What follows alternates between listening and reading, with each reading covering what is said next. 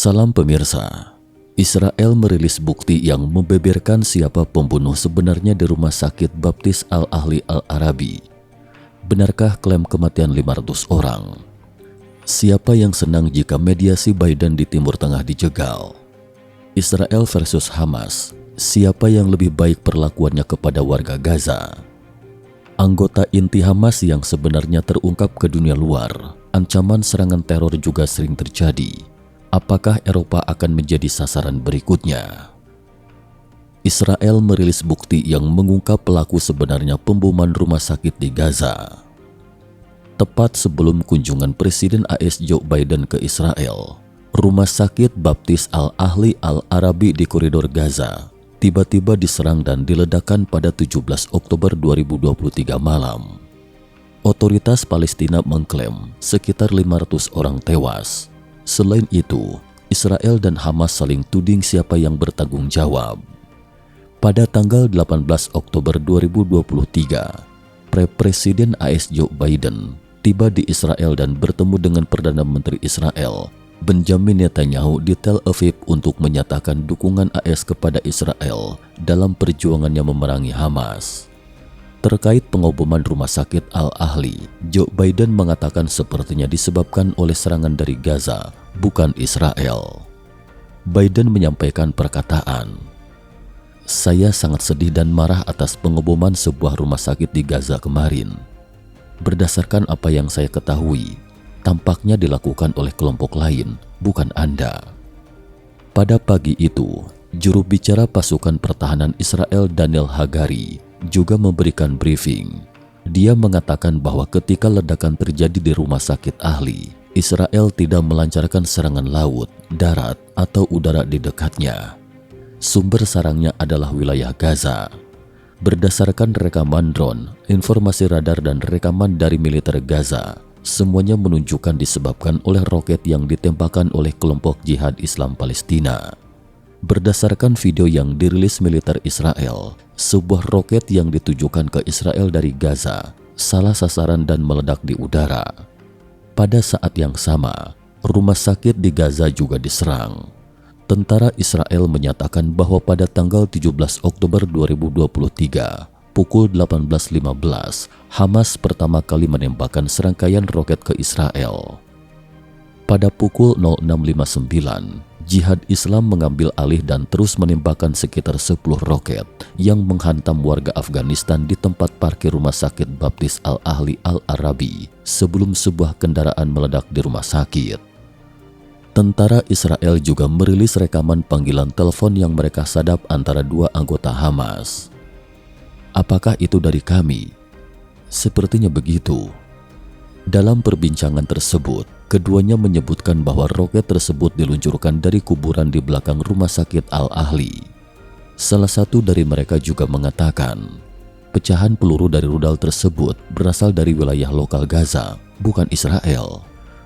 Pasukan pertahanan Israel menjawab bahwa Jihad Islam menyerang rumah sakit di Gaza, bukan Israel. Para teroris sendiri yang mengetahui hal ini. Jihad Islam Palestina dan Hamas memiliki hubungan kerjasama dan persaingan. Mereka menolak solusi dua negara antara Israel dan Palestina, menganjurkan penghapusan Israel dan telah berulang kali merencanakan serangan terhadap warga sipil Israel, termasuk pelaku bom bunuh diri. Selain itu, Daniel Hagari juga mengatakan pada konferensi pers bahwa menurut foto yang diambil setelah ledakan, Rumah Sakit Ahli tidak mengalami kerusakan struktural, tidak ditemukan kawah di bangunan terdekat, dan dinding masih utuh yang membuktikan bahwa serangan udara tersebut terjadi, bukan itu penyebab ledakannya. Berdasarkan analisis balistik, dipastikan bahwa roket tersebut diluncurkan dari lokasi yang sangat dekat dengan rumah sakit. Video yang bocor secara online juga menunjukkan ledakan diduga hanya terjadi di lahan parkir kecil Rumah Sakit Al-Ahli. Dan gedung rumah sakit tidak mengalami kerusakan, hanya belasan kendaraan yang terbakar. Video ini sampai batas tertentu membenarkan pernyataan militer Israel dan juga meragukan pernyataan bahwa 500 orang tewas. Rumah sakit Gaza dibom, mediasi Biden di Timur Tengah dijegal. Banyak pengamat meyakini bahwa akibat dari pengeboman tersebut, siapa yang diuntungkan dan siapa yang dirugikan sudah bisa ditebak siapa pelakunya. Awalnya perjalanan Presiden AS Joe Biden ke Timur Tengah berencana untuk mengadakan pertemuan kuadripartit dengan Raja Abdullah dari Yordania, Presiden Mesir Abdul Fattah as-Sisi, dan Presiden Mahmud Abbas dari Otoritas Palestina. Pembicaraan itu sangat penting, setara dengan pengaruh Arab dan suara kepala negara-negara ini dengan AS untuk mencapai konsensus untuk mendukung pengepungan serangan teror yang mana akan menjadi dukungan kuat untuk serangan Israel ke Gaza serta pengepungan Hamas. Tetapi pengeboman rumah sakit ini telah menyebabkan konsekuensi siapa yang menguntungkan dan siapa yang merugikan dapat ditebak siapa yang melakukannya. Pasalnya, pengeboman rumah sakit ini telah menggagalkan perundingan kuartet.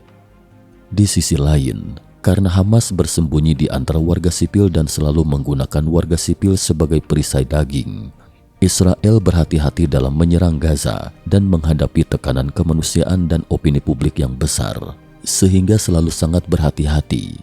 Dan sejauh ini belum melancarkan serangan darat berskala besar. Jadi bagaimana mungkin menciptakan insiden semacam ini pada saat sensitif ini, sehingga menempatkan dirinya dalam lubang hitam dan mempengaruhi langkah selanjutnya. Israel atau Hamas, siapa yang memperlakukan warga sipil Gaza dengan lebih baik? Faktanya, Israel tidak hanya berhati-hati dalam menyerang, tetapi juga terus-menerus mengimbau warga sipil Gaza untuk segera mengungsi. Pasukan Pertahanan Israel IDF mengumumkan pada tanggal 18 Oktober 2023 pembentukan zona kemanusiaan di kota selatan Gaza dekat Khan Younis dan meminta warga Palestina untuk mencari perlindungan. Bantuan internasional akan diberikan di zona kemanusiaan ini. Pasukan Pertahanan Israel juga sekali lagi meminta masyarakat di Gaza Utara untuk mengungsi sesegera mungkin karena Israel akan segera melancarkan serangan besar-besaran ke kota-kota utara. Sebelumnya, Israel juga menyebarkan selebaran yang tak terhitung jumlahnya di Gaza, menginformasikan kepada masyarakat bahwa Gaza Utara akan menjadi lokasi serangan berikutnya dan meminta warga untuk mengungsi ke selatan. Sehari lalu, Menteri Luar Negeri AS Antony Blinken juga mengumumkan bahwa Amerika Serikat dan Israel telah mencapai konsensus dan kesepakatan untuk mengembangkan rencana bantuan guna memastikan perawatan dan pasokan medis yang disediakan oleh berbagai negara serta organisasi multilateral dapat diberikan kepada masyarakat Gaza. Ini merupakan tonggak sejarah bagi banyak warga Palestina. Mari kita lihat apa yang telah dilakukan Hamas. Pasang penghalang jalan untuk mencegah orang mengemudi untuk melarikan diri. Beberapa hari yang lalu, beberapa warga Gaza mengungkapkan kepada agen intelijen Israel bahwa Hamas menyita kartu identitas dan kunci mobil mereka untuk mencegah mereka melarikan diri dari Gaza Utara. Siapa yang tidak menghargai kehidupan? Sekilas terlihat jelas. Cable News Network CNN AS melaporkan bahwa Hamas dengan sengaja mencegah warga untuk pergi, kemungkinan besar untuk mengizinkan orang tinggal di sana dan dijadikan sebagai perisai manusia. Menteri Luar Negeri AS Antony Blinken menyebut tindakan Hamas memalukan. Anggota inti mengungkap identitas Hamas yang sebenarnya. Faktanya, wajah Hamas yang sebenarnya telah lama terekspos ke dunia luar oleh anggota intinya. Misalnya, Mossab Hassan Youssef yang dikenal sebagai putra Hamas. Ayahnya adalah Hassan Youssef, salah satu pendiri Hamas. Mossab telah menjadi anggota Hamas sejak ia masih kecil. Kemudian ia memutuskan untuk melepaskan diri dari Hamas dan pindah ke Amerika Serikat untuk mengungkap kisah dalam Hamas. Dalam wawancara eksklusif dengan CNN pada tahun 2014, ia mengungkapkan bahwa Hamas sama sekali tidak menghargai nyawa manusia dan selalu dengan sengaja memprovokasi dan menyerang Israel, kemudian menggunakan anak-anak sebagai senjata manusia untuk semakin memperluas serangannya. Mossab Youssef, mereka akan berkata, korbankan beberapa ratus anak di Gaza dan kemudian seluruh dunia akan marah pada Israel. Ancaman serangan teror sering terjadi Apakah Eropa yang menjadi korban berikutnya? Hamas menyerbu Israel dan membantai sejumlah besar warga sipil Israel. Lantas Israel segera melakukan serangan balik dan perang antara kedua belah pihak meningkat. Pada saat yang sama, ancaman serangan teror antisemit sering menyebar di banyak negara Eropa. Baru-baru ini, setelah tragedi serangan teror di sekolah menengah di Perancis, mengakibatkan 1 orang tewas dan 3 cedera, polisi Perancis pada tanggal 18 Oktober juga mengonfirmasi bahwa mereka telah menerima email ancaman serangan. Polisi telah mengevakuasi 6 bandara. Otoritas penerbangan sipil mengatakan 8 bandara menerima peringatan keamanan. Bandara yang dievakuasi termasuk Lyon di timur, Nantes di barat, Nice di tenggara, Toulouse barat daya, dan Beauvais dekat di ibu kota Paris. Istana Versailles, tempat wisata populer di Prancis, juga mengeluarkan peringatan keamanan sehingga ditutup selama beberapa jam. Ini merupakan evakuasi ketiga Istana Versailles dalam 5 hari. Sabtu lalu, ancaman bom dilaporkan terjadi di Louvre dan Versailles dan puluhan ribu orang dievakuasi. Di Jerman sekitar pukul 03.45 pada tanggal 18 Oktober 2023, dilaporkan bahwa 2 bom Molotov dilemparkan ke sebuah sinagog di ibu kota Berlin. Untungnya tidak ada yang terluka. 2 pejalan kaki bertopeng tak dikenal melemparkan 2 bom Molotov berisi cairan ke sinagog di Jalan Brennen. Botol-botol itu jatuh di trotoar dan pecah, menyebabkan api padam. Demikian pernyataan kepolisian setempat dalam sebuah pernyataan.